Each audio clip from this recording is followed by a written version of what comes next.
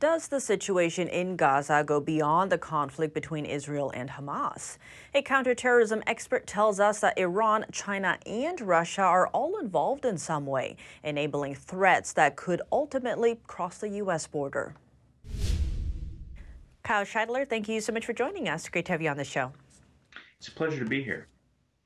Kyle, to begin, we're hearing reports of Hezbollah potentially joining this fight against Israel with backing from Iran, which has the ability to potentially create nuclear weapons. How should Israel be responding right now?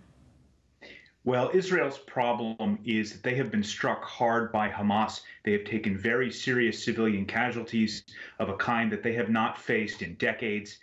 They really need to reset the strategic calculus in the region. That means not just deterring Hamas. They have to deter Tehran.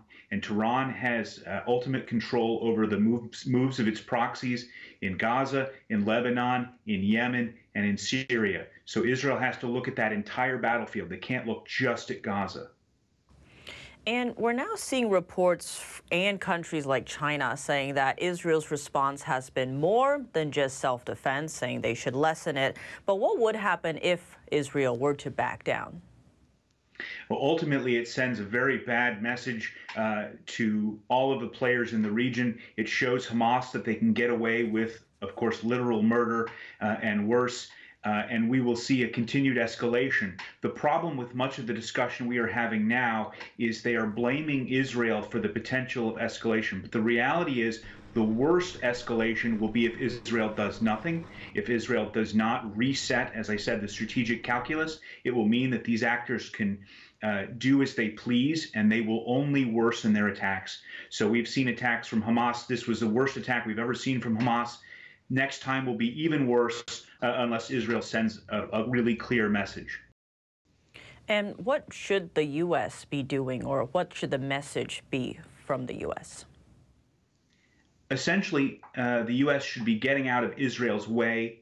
They should make clear that Israel must respond to this attack, and we expect them to do so.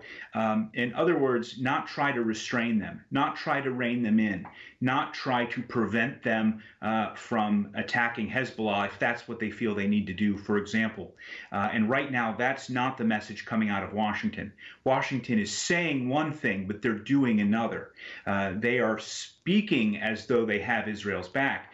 But in their actions, what they are signaling to Tehran and elsewhere is that they do not want Israel to take major action to change the situation, which would be a win for Tehran and for its proxies, Hamas and Hezbollah.